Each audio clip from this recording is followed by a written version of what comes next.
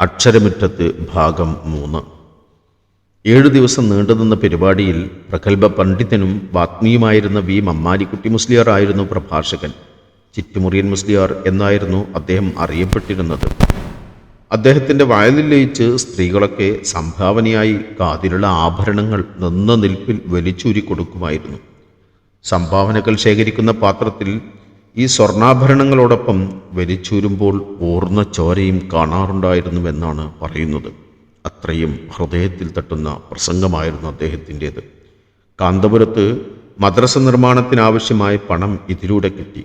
മതപ്രഭാഷണ പരമ്പരകൾ നടത്തി സമാഹരിച്ച പണം കൊണ്ടാണ് ഒട്ടുമിക്ക പ്രദേശങ്ങളിലും അക്കാലത്ത് മദ്രസകൾ സ്ഥാപിച്ചത്. വിദ്യാഭ്യാസ ബോർഡിൻ്റെ പ്രവർത്തനങ്ങൾ സംഘടിപ്പിക്കാൻ പണം തികയാതെ വന്നപ്പോൾ പറവണ്ണ മൊയ്തീൻകുട്ടി മുസ്ലിയാരുടെ നേതൃത്വത്തിൽ ബാഫക്കി തങ്ങൾ സംഘാടകനായി കൊയിലാണ്ടിയിലും കെ അബ്ദുള്ള മുസ്ലിയാരുടെ നേതൃത്വത്തിൽ തരുവണയിലും സംഘടിപ്പിച്ച വയലു പരമ്പരയിൽ നിന്നും ലഭിച്ച പണമായിരുന്നല്ലോ വിദ്യാഭ്യാസ ബോർഡിൻ്റെ തന്നെ ആദ്യ മൂലധനങ്ങളിലൊന്ന്. ചിറ്റുമുറിയൻ മമ്മാലിക്കുട്ടി മുസ്ലിയാർ തന്നെയായിരുന്നു കാന്തപുരത്തെ മദ്രസയുടെ ഉദ്ഘാടകൻ. ഒരു റബീഉൽ അവ്വൽ നബിദിന പരിപാടികളോടെയായിരുന്നു മദ്രസയുടെ ഉദ്ഘാടനം. എന്നാൽ ഉദ്ഘാടന പ്രസംഗത്തിൽ മമ്മാലിക്കുട്ടി മുസ്ലിയാർ ഒരു കാര്യം പറഞ്ഞു: ദർസിനേക്കാൾ പ്രാമുഖ്യം നിങ്ങൾ മദ്രസക്ക് നൽകരുത്. മമ്മാലിക്കുട്ടി മുസ്ലിയാർ പറഞ്ഞതിൽ വലിയൊരു പൊരുളുണ്ടായിരുന്നു. മാറി മാറി വരുന്ന ഭൗതിക സാഹചര്യങ്ങളനുസരിച്ച് മതപഠനം ചുരുങ്ങി വരുന്നതിൻ്റെ വേദനയിൽ നിന്നാണ് അദ്ദേഹം അത് പറഞ്ഞത്.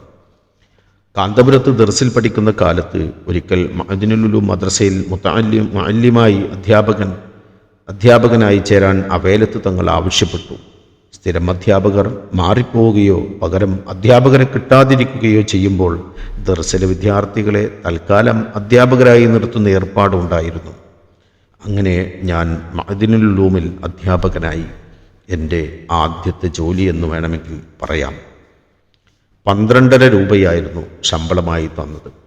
മദ്രസയിൽ ജോലിയുള്ളതുകൊണ്ട് ദർസ് വിദ്യാർത്ഥികൾക്ക് സൗജന്യമായി ലഭിച്ചിരുന്ന രാവിലത്തെ ഭക്ഷണത്തിന് അർഹതയില്ലാതായി. അതുകൊണ്ട് മദ്രസയോട് ചേർന്നുള്ള കടയിൽ നിന്ന് രാവിലെ പുട്ടും പഴവും കഴിക്കും. മാസാവസാനം കണക്ക് നോക്കുമ്പോൾ അവിടെ 12.5 രൂപയിലധികം കൊടുക്കാനുണ്ടാകും. അതായിരുന്നു അന്നത്തെ സ്ഥിതി. അപ്പൻതൊടിക ഉസ്താദൊക്കെ എങ്ങനെയായിരിക്കും ജീവിച്ചത് എന്ന് ഓർത്തുപോയി.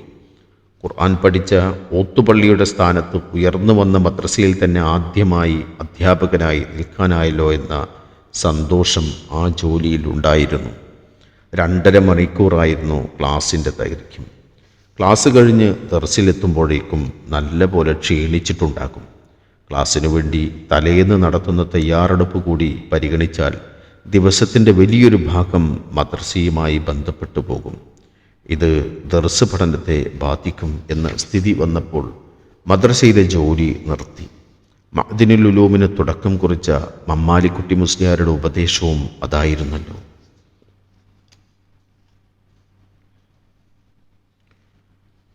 ഒരു മുതഅല്ലിമിൻ്റെ ജീവിതം ഭാഗം 7. ഓത്തുപള്ളിയിലെയും കുണ്ടത്തിൽ സ്കൂളിലെയും പഠനത്തിനു ശേഷം 1949 കാന്തപുരം ജുമാഅത്ത് പള്ളിയിൽ മുദരിസായിരുന്ന എൻ അബ്ദുൽ ഹമീദ് മുസ്ലിയാരുടെ കീഴിൽ ഔപചാരികമായി ദർസ് പഠനം തുടങ്ങിയത്. ഞങ്ങളുടെ അടുത്ത പ്രദേശമായ കിഴക്കോത്ത് സ്വദേശിയായിരുന്നു അദ്ദേഹം. പൂനൂർ ഖാളിയായിരുന്ന MK കുഞ്ഞിബ്രാഹിം മുസ്ലിയാരുടെ ശിഷ്യനും പൊന്നാനിയിൽ പോയി ഓതിപ്പഠിച്ച് വിളക്കത്തിരുന്നു വന്ന പണ്ഡിതനുമായിരുന്നു. ഞങ്ങളുടെ നാടുമായി വളരെ കാലത്ത് അടുത്ത ബന്ധമുള്ളതുകൊണ്ട് തന്നെ നാട്ടിലെ സാഹചര്യങ്ങളും ഓരോരുത്തരുടെയും കുടുംബ പശ്ചാത്തലവും ഹമീദ് ഉസ്താദിന് നല്ലപോലെ അറിയാം. അതിനാൽ വിദ്യാർത്ഥികളുടെയും കുടുംബത്തിൻ്റെയും ആവശ്യങ്ങൾ മനസ്സിലാക്കിക്കൊണ്ടുള്ള സമീപനമായിരുന്നു പഠനകാര്യത്തിലും മറ്റും ഉസ്താദിനുണ്ടായിരുന്നത്. തുടക്കത്തിൽ തന്നെ ദർസ് പഠനത്തോട് മാനസികമായ അടുപ്പവും താല്പര്യവും ഉണ്ടാക്കാൻ ഉസ്താദിൻ്റെ ഈ രീതി സഹായിച്ചു. ഉപ്പ മരണപ്പെട്ട ഉടനെയുള്ള സാഹചര്യങ്ങളായിരുന്നു എൻ്റേത്. ആ കരുതൽ ഉസ്താദിന് എപ്പോഴും എന്നോടുണ്ടായിരുന്നു. വ്യാഴാഴ്ച പഠനം കഴിഞ്ഞ് പോകുമ്പോൾ ഉസ്താദ് എന്നെയും കിഴക്കോത്തേക്ക് കൂടെ കൂട്ടും. ശനിയാഴ്ച രാവിലെയാണ് മിക്കപ്പോഴും തിരിച്ചു വരിക.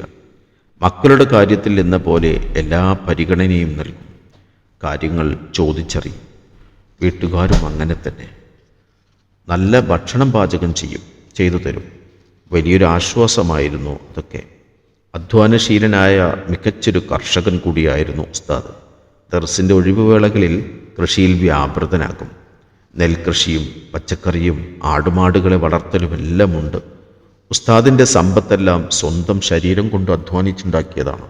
ചില ദിവസങ്ങളിൽ ഞാനും കൃഷിയിടത്തിലേക്ക് ഇറങ്ങും. വേണ്ടെന്ന് വിലക്കിയാലും പാടത്തിറങ്ങി അധ്വാനിക്കുന്ന ഉസ്താദിനെ കണ്ടാൽ നമുക്കെങ്ങനെ നോക്കിയിരിക്കാനാകും. സ്വാശ്രയബോധം എന്നൊക്കെ ഇന്ന് നമ്മൾ പറയുന്ന കാര്യങ്ങൾ ഞാൻ പഠിച്ചത് കിഴക്കോത്ത് ഹമീദ് ഉസ്താദിൽ നിന്നാണ്. ഉസ്താദിന് ഖിദമത്ത് സേവനം ചെയ്യാൻ ഞങ്ങൾ ഊഴം കാത്തു നിൽക്കും. ഡ്രസ്സുകൾ അലക്കി തേച്ചിടാനുള്ള അവസരത്തിന് കുട്ടികൾ മത്സരിക്കും. പക്ഷേ അതിനു മുന്നേ ഉസ്താദ് കാര്യങ്ങൾ ചെയ്തു തീർത്തിട്ടുണ്ടാകും. അറ്റം മടക്കി വെക്കുന്ന ഇസ്തിരിത്തോപ്പായിരുന്നു ഉസ്താദിൻ്റേത്. ഉസ്താദിൻ്റെ ഡ്രസ്സിങ്ങിനെ വ്യത്യസ്തമാക്കുന്ന ശൈലിയും ആ തൊപ്പിയായിരുന്നു. അത് കഞ്ഞിപ്പശയിൽ മുക്കി നന്നായി ഉണക്കിയെടുത്ത് അറ്റം മടക്കി ഇസ്തിരിയിട്ട് കൊടുക്കാനുള്ള അവസരമാണ് ഞങ്ങൾക്ക് അപൂർവമായെങ്കിലും കിട്ടുക. എല്ലാ വിജ്ഞാന ശാഖകളിലും അവഗാഹം ഉണ്ടെങ്കിലും ഭാഷാശാസ്ത്രത്തിലും അറബി വ്യാകരണത്തിലുമായിരുന്നു ഉസ്താദിന് പ്രത്യേക താല്പര്യം. അത്തരം വിഷയങ്ങൾ കൈകാര്യം ചെയ്യുന്ന കിതാബുകൾ ആദ്യമേ ഓതാൻ ഉസ്താദ് പ്രേരിപ്പിക്കുകയും ചെയ്യുമായിരുന്നു. തുടക്കക്കാർ എന്ന നിലയിൽ ഇത് ഞങ്ങൾക്ക് വലിയ സഹായമായി തീരുകയും പിന്നീടുള്ള പഠനത്തെ എളുപ്പമുള്ളതാക്കുകയും ചെയ്തു. മന്തിക്ക്, തർക്കശാസ്ത്രം, മആനി, സാഹിത്യം, ബലാഅ, അലങ്കാരശാസ്ത്രം എന്നിവയിൽ പഠനത്തിൻ്റെ രണ്ടാം ഘട്ടത്തിൽ ഓതുന്ന പ്രധാനപ്പെട്ട കിതാബുകൾ ഉൾപ്പെടെയുള്ളവ ഹമീദ് ഉസ്താദിൻ്റെ അടുത്തുനിന്നു തന്നെ ഓതി. കുത്തുബി, ശറഹു തഹ്ദീബ്, തസ്രീഫുൽ മന്തിഖ്, മിർഖാത്ത്, തുഹ്ഫത്തുൽ ഇഖ്ബാൻ, നഫായിസ് എന്നിവയെല്ലാം അതിൽപ്പെടും. അക്കാലത്ത് ഒരു വർഷം വരെ സമയമെടുത്ത് ഓതിയിരുന്ന 10 കിതാബ് 3 മാസം കൊണ്ട് പഠിച്ചെടുക്കാനായി. കിതാബുകളിലെ ആയത്തുകളും ഹദീസുകളും മനഃപ്പാടമാക്കാനും ഉസ്താദ് പ്രേരിപ്പിക്കുമായിരുന്നു. 10 കിതാബിലെ 40 ഹദീസുകൾ തുടക്കത്തിലേ പഠിച്ചു. 2 വർഷം കൊണ്ട് പൂർത്തിയാക്കുന്ന ഉംദത്തു സാലിക്കും കുറഞ്ഞ കാലം കൊണ്ട് തന്നെ മനഃപ്പാടമാക്കി.